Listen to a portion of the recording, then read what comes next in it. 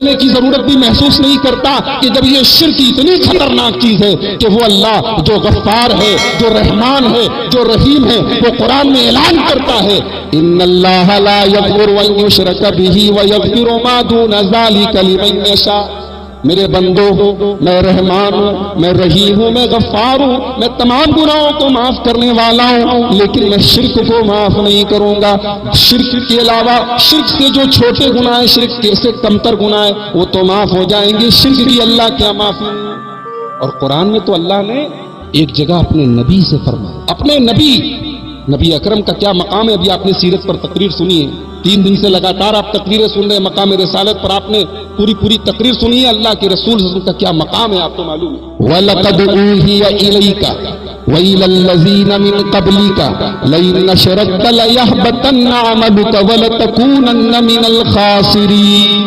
اے ہمارے پیارے نبی، ہم آپ کو بھی یہ پیغام سنا رہے ہیں، اور آپ سے پہلے دنیا میں جتنے نبی آئے، جتنے رسول آئے، ہم نے یہ تعلیم ان کو بھی دی ہے، ہم نے یہ پیغام ان کے اوپر بھی نازل فرمایا ہے۔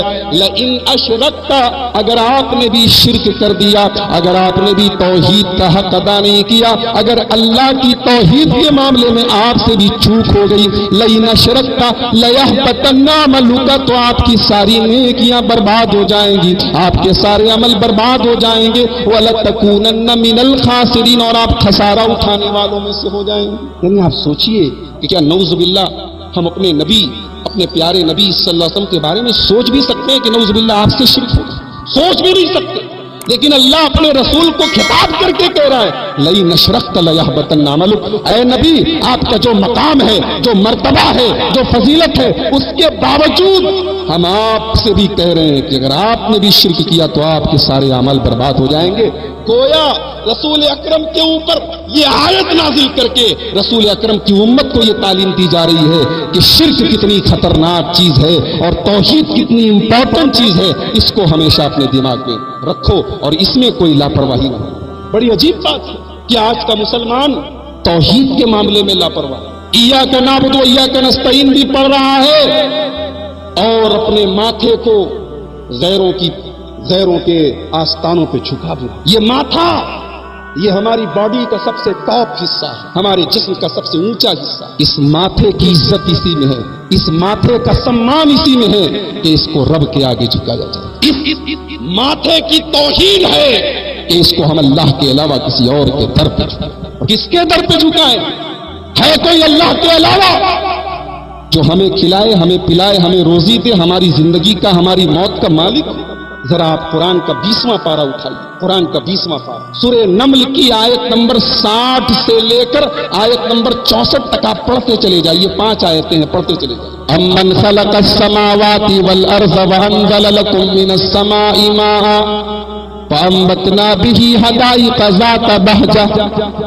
اے اللہ کے ساتھ شرک کرنے والوں، اے اللہ کی توحید میں ملاوٹ کرنے والوں، بھلا بتاؤ تو صحیح کہ اللہ کے علاوہ کون ہے جس نے زمین کو پیدا کیا؟ کون ہے جس نے آسمان کو پیدا کیا؟ کون ہے جو آسمان سے بارش نازل کرتا ہے اور جب یہ بارش دنیا میں نازل ہوتی ہے تو ہرے بھرے باغات، ہرے بھرے باغیچے وجود میں آ جاتے ہیں۔ الہ مع اللہ، اے اللہ کے بندو، جب اللہ کو خالق مانتے ہو، جب زمین کا پیدا کرنے والا اللہ، جب آسمان کا پیدا کرنے والا اللہ، جب بارش نازل فرمانے والا اللہ، تو اے اللہ کے بندو، الہ مع اللہ، بھلا بتاؤ کہ اللہ کے ساتھ کوئی دوسرا عبادت کے لائق کیسے ہو جاتا ہے؟ اللہ کے علاوہ کوئی اور تمہارے سجدوں کا، تمہاری نظر و نیاز کا، تمہارے مدد مانگنے کا حقدار کیسے ہو جاتا ہے؟ الہ مع اللہ۔ اتنا پیارا انداز، اللہ نے اپنی ربوبیت کو توحید کی دلیل بتایا، اور اس کے بعد ایک عجیب بات فرمائی، کہا کہ بل ہم قوم یعدلون، شرک کرنے والے صحیح راستے سے بھٹک گئے ہیں۔ یہ مشرک کی پہلی صفت بیان کی گئی کہ جو اللہ کو اللہ مانے، اللہ کو خالق مانے، اللہ کو رازق مانے، لیکن اللہ کے ساتھ شرک کرے، وہ بھٹک گیا ہے، وہ اللہ کی عبادت سے مڑ گیا۔ اور آپ کو ایک عجیب بات بتاؤں، اللہ کے رسول زندگی بھر جن مکہ کے کافروں سے لڑتے رہے، جہاد کرتے رہے ان سے، ان سے آپ کی زندگی بھر دشمنی رہی. کیا مکہ کے کافر اللہ کو رب نہیں مانتے تھے؟ کیا وہ اللہ کی ربوبیت کے قائل نہیں تھے؟ ذرا قرآن اٹھا کے قرآن سے سوال کیجیے. قل من بیدہ ملکوت کل شیء وہو یجیر ولا یجار علیہ. اے نبی آپ ان مکہ کے کافروں سے سوال کیجئے، ان مکہ کے مشرکوں سے سوال کیجئے، کون وہ ذات ہے من بیدہ ملکوت کل شیء، جس کے ہاتھ میں ہر چیز کی بادشاہت ہے، جو ہر چیز کا مالک ہے، وہو یجیر، اور وہ سب کو پناہ دیتا ہے، سب کی مدد کرتا ہے، ولا یجار علیہ، اس کے خلاف اس کے فیصلے کے خلاف کوئی کسی کی مدد نہیں کر سکتا. یہ مکہ کے کافر بھی جواب دیں گے فَسَيَقُولُونَ لِلَّهِ، ان کا ایک ہی جواب ہوگا کہ ساری چیزوں کا مالک اللہ ہے، ہمیں پیدا کرنے والا اللہ ہے، بارش نازل فرمانے والا اللہ ہے. اللہ کو رب مان رہے ہیں، اللہ کو خالق مان رہے ہیں، پھر بھی قرآن انہیں مشرک قرار دے رہا ہے، پھر بھی اللہ کے نبی ان سے جہاد کر رہے ہیں. آخر کیوں اس کیوں کا جواب آپ کو. جو مکہ کے کافر کیا وہ نماز نہیں پڑھتے تھے؟ کیا وہ حج نہیں کرتے تھے؟ وہ بھی حج کرتے تھے، وہ بھی نماز پڑھتے تھے، وہ بھی قربانی کرتے تھے، وہ بھی خانہ کعبہ کا طواف کرتے تھے. عبادت تو تھی، عبادت میں شرک کیا. حج کرنے جاتے تھے، کہتے تھے لبیک اللہم لبیک لا شریک لک لبیک.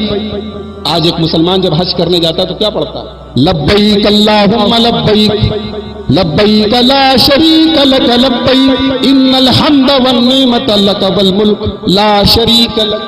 ہم لبیک جب پڑھتے ہیں تو بار بار کہتے لا شریک لک، تیرا کوئی شریک نہیں. اور مکہ کے کافر جب لبیک پڑھتے تھے تو معلوم ہے کیا بولتے تھے؟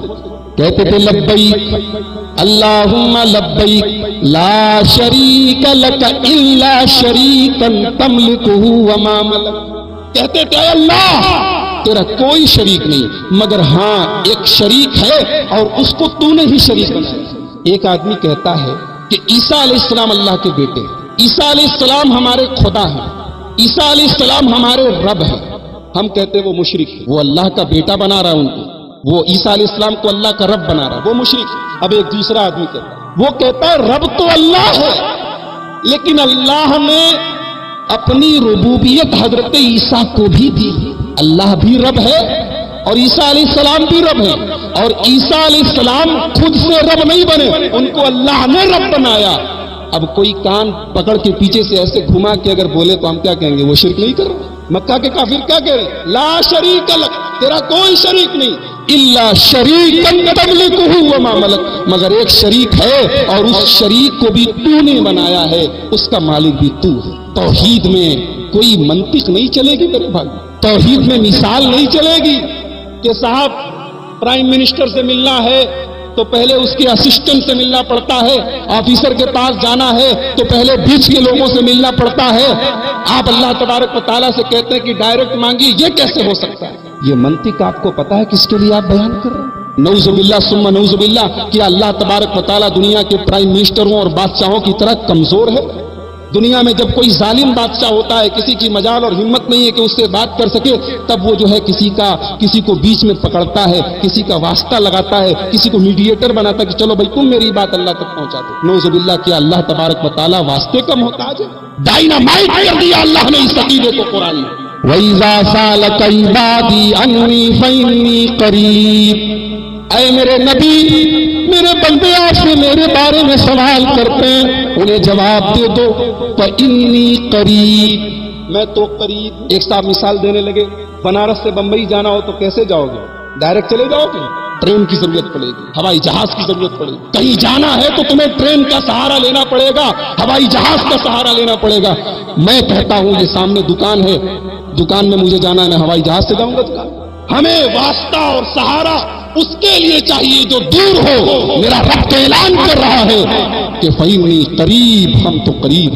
اجیب دعوت الداعی، اور قریب کہنے کے بعد کوئی راستہ بھی نہیں چھوڑا، قریب کہنے کے بعد کوئی راستہ بھی نہیں چھوڑا. یہ بھی اعلان کر دیا کہ قریب کا مطلب کیا ہے. فرمایا اجیب دعوت الداعی اذا دعان، پکارنے والا دنیا کے کسی بھی کونے میں پکارے، دنیا کے کسی بھی کونے میں پکارے، میں فوراً پکارنے والے کی پکار کو سنتا ہوں. اللہ کا ایک نبی مچھلی کے پیٹ میں چلا جاتا، معلوم ہے آپ کو ان کا نام معلوم ہے؟ یونس علیہ السلام۔ قرآن میں اللہ نے انہیں مچھلی والا بھی کہا، ذنون، مچھلی والا نبی۔ مچھلی کے پیٹ میں دنیا کا کوئی موبائل کا ٹاور کام کرے گا کیا؟ کوئی نیٹ ورک کام کرے گا؟ ذرا سوچو، جہاں کوئی نیٹ ورک کام نہ کرے، جہاں کسی چیز کی کوریج نہ ہو، وہاں میرے رب کی کوریج، وہاں میرے رب کی حکومت ہے، وہاں بھی میرے رب کی قدرت ہے، وہاں بھی میرا رب پکارنے والے کی پکار کو سن۔ یونس علیہ السلام مچھلی کے پیٹ میں دعا کرتے ہیں، فنادا فی الظلمات اللہ الہ الا انت سبحانک انی کنت من الظالمین۔ ہم لوگ مانگنے کے لائق اپنے آپ کو نہیں بناتے، ہم لوگوں نے پیچھا چھوڑا لیا، چلو ہم ان سے مانگ لیں گے، ان سے مانگ لیں گے، وہ ہماری فریاد اللہ تک پہنچا دیں گے۔ ہم اپنے کو اس لائق نہیں بناتے کہ اللہ سے، نہ ہم مانگنے کا طریقہ سیکھتے۔